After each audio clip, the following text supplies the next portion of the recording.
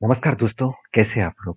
Finally वो दिन आ ही चुके हैं, जो मैंने आपको पहले ही कमेंट्स किया था, पहले ही बताया था कि मैं लास्ट डे में हर कंपनीज़ के ऊपर आईपीओ खरीदारी करने से पहले जो डेटा को मतलब चेकआउट करता हूँ, जो डिटेल्स को देखता हूँ, वो डेटा सचमुच लास्ट में आ ही चुके हैं।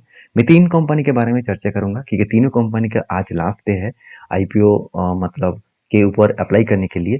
तो इस वीडियो को लास्ट तक देखिएगा और अभी तक आपने चैनल को सब्सक्राइब नहीं किया तो जरूर कर लीजिएगा। तो देखिए सबसे पहले जिस कंपनी के बारे में चर्चा करूंगा उस कंपनी का नाम आप देखेंगे तो एपिक प्रीफेब टेक्नोलॉजीज लिमिटेड। देखिए सारे डिटेल्स में दिखाऊंगा चित्तारखा.com इस साइट के ऊपर। तो ये साइट बहुत शानदार है, तो इसके ऊपर सारे डिटेल्स अवेलेबल है। आप जाकर इस साइट को विजिट करके आप यहाँ से सारी चीज़ों को देख सकते हैं।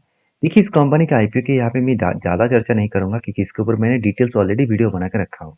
तो सबसे पहले देखूंगा इस कंपनी के ऊपर लोग कितना इंटरेस्टेड है, मतलब कितने लोगों ने इसके ऊपर सब्सक्राइब किया है। देखिए मैंने आपको पहले ही बताया था कि इसका ग्रे मार्केट प्रीमियम उतना खास नहीं है।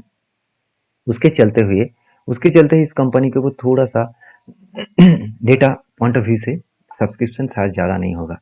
तो देखिए सब्सक्रिप्शन हुआ तो है, मगर किसी भी चाहे वो एंकर इन्वेस्टर हो, चाहे वो एनआई कैटेगरीज हो, चाहे वो मतलब एनआई कैटेगरीज में 10 लाख के ऊपर हो, 10 लाख के नीचे हो, सारे कैटेगरीज ने 1% मतलब 0.50% से भी ज़्यादा इन्वेस्ट नहीं किया।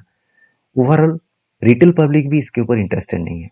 तो ओवरऑल जो सब्सक्राइब हुआ है 0.61% के आसपास, तो मुझे ये थोड़ा सा वीक लगा क्योंकि इस पॉइंट ऑफ बेसिस में देखा जाए तो कंपनीज के ऊपर यहाँ पे थोड़ा सा यहाँ पे झटका लग सकता है आईपीओ में, क्योंकि सब्सक्राइब ज़्यादा नहीं हो रहा है। तो उसके पीछे रीज़न ये है कि मार्केट में एक प्रेशराइज है, क्योंकि ग्लोबली जिस तरीके से डोनाल्ड ट्रम्प जिस तरीके से एक एक करके राम बाण चला रहा है, तो उसके हिसाब से इंडियन मार्केट नहीं ग्लोबली मार्केट के ऊपर एक प्रेशराइज है। तो इंडियन मार्केट के ऊपर सबसे ज़्यादा प्रेशर है क्योंकि वो इंडिया को ज़्यादा से ज़्यादा अटैक कर रहा है, क्योंकि जो जो मतलब एच बी जो कैटेगरीज का वीसा है वो भी मतलब $1 लाख कर दिया, मतलब करीबन करीबन 99 लैक्स देना पड़ेगा हर साल में किसी भी लोगों को अमेरिका में जाकर काम करने के लिए। तो सोचिए, तो ये एक बहुत बड़ा झटका है जो आईटी सेक्टर में बहुत बड़ा झटका है। तो इसलिए कुछ दिनों से आईटी सेक्टर बहुत बुरी तरीके से पिटाई हो रहा है। और हाँ, मैं एक बात जरूर कहना चाहूँगा कि कुछ भी हो, मार्केट एक व्यू के अंदर हमेशा रिफॉर्मेंस करता है। तो मुझे लगता है कि इस कंपनी का आईपीओ में थोड़ा सा चेंजेस देखने को मिल सकता है, क्योंकि इस कंपनी का डेटा पॉइंट ऑफ व्यू से ठीक ठाक था और इनकम पॉइंट ऑफ व्यू से भी डेटा अच्छा देखने को मिला था। तो सब्सक्रिप्शन तो हुआ है, ऐसे नहीं कि एकदम सब्सक्रिप्शन हुआ नहीं है। तो चलो एक बार इसका ग्रे मार्केट प्रीमियम देख लेते हैं। तो कंपनी का ग्रे मार्केट प्रीमियम ऑलमोस्ट 7, पहले 6% हुआ करता था, अभी 8% हुआ था। और लास्ट डे आज के दिन मुझे लगता है अभी 26 तारीख का डेटा आया नहीं है, फिर भी कोई बात नहीं, 7% के आसपास इसका ग्रे मार्केट प्रीमियम देखने को मिल रहा है। तो मुझे लगता है उतना खास मतलब लिस्टिंग देखने को नहीं मिलेगा, फिर भी पॉजिटिव लिस्टिंग गेन देखने को चांसेस है। तो इस कंपनी के ऊपर फोकस रखिएगा। नेक्स्ट जो कंपनी है उसके बारे में चर्चा करूंगा, उसका नाम है BMW। तो BMW वेंचर्स लिमिटेड। तो ये बेसिकली इस कंपनी के ऊपर आईपीओ में ज़्यादा डेटा मैंने आपके साथ डिस्कशन नहीं किया, क्योंकि मैंने उस मतलब टाइम उतना नहीं मिला था, क्षमा चाहता हूँ उसके लिए। तो मैं इसके लिए थोड़ा सा डिटेल्स में बता दूँ, तो ये जो कंपनी है वो मतलब primarily engage with the trading and distribution network के ऊपर, वो भी steel product and tractor engineering, इस तरीके से स्पेयर पार्ट बनाने का काम करते हैं, मैन्युफैक्चरिंग करते हैं। पीवीसी पाइप्स के ऊपर भी कंपनी का बिजनेस है। तो कंपनी अलग अलग कैटेगरीज की बिजनेस करते हैं। तो कंपनी देखा जाए तो टीएमटी जो बार्स है, जीआई सीट्स है, एचएस सीट्स है, वायर रोड्स है, साथ ही साथ ग्लेवेनाइज्ड कलर को मतलब कोटेड स्टील है, डोर्स है, जीपी सीट्स है, पाइप्स है, होलो सेक्शन है, इस तरीके से प्रोडक्ट्स के ऊपर काम करते हैं। तो कंपनी का सेल्स ग्रोथ और प्रॉफिट ग्रोथ मुझे उतना खास नहीं लगा, क्योंकि कंपनी का सेल्स एंड प्रॉफिट ग्रोथ अच्छा इसलिए नहीं हो रहा है क्योंकि कंपनी का कर्जा बहुत ज़्यादा है। तो इस पॉइंट ऑफ व्यू से मुझे इस कंपनी को उतना खास नहीं लगा। फिर भी चलो, इंस्टीट्यूशन क्या कर रहा है, मतलब लोगों ने कितना भरोसा इसके ऊपर दिखाया। देखिए एकदम खराब भरोसा दिखाया, क्योंकि जस्ट एंकर इन्वेस्टर इसके ऊपर इंटरेस्टेड है, बाकी कोई भी इंटरेस्ट नहीं है। चाहे वो एनआई कैटेगरीज हो, चाहे वो एनआई का 10 लाख और 10 लाख के नीचे कैटेगरीज हो, कोई भी इंटरेस्ट नहीं है। उसके साथ साथ पब्लिक भी इसके ऊपर उतने ज़्यादा खास इंटरेस्ट नहीं है। तो टोटल ऑफर मतलब कंपनी की तरफ से दिया गया करीबन करीबन 2 करोड़ 34 लाख के आसपास उसमें से टोटल सब्सक्राइब हुआ है करीबन करीबन 52 लैक्स के आसपास।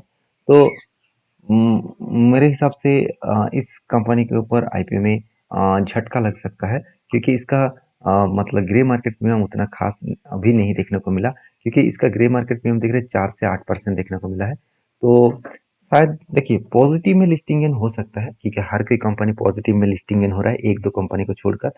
तो मुझे उतना खास पॉइंट ऑफ व्यू से नहीं देखने को मिले। तो बाकी आपके क्या ओपिनियन है जरूर कमेंट्स करके बताना। लास्ट जो कंपनी है उसके बारे में डिस्कशन करने पहले रिक्वेस्ट करूंगा चैनल को फॉलो करिए इस तरीके से अपडेट पाने के लिए। लास्ट जो कंपनी है जो आज के दिन इसका लास्ट डेट है वो है जेन कंपनी।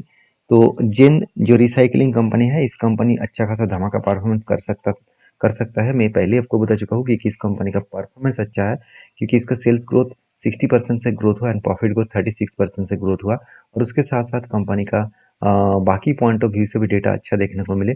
तो इसीलिए शायद इस कंपनी के ऊपर लोगों का इंटरेस्ट भी ज़्यादा है।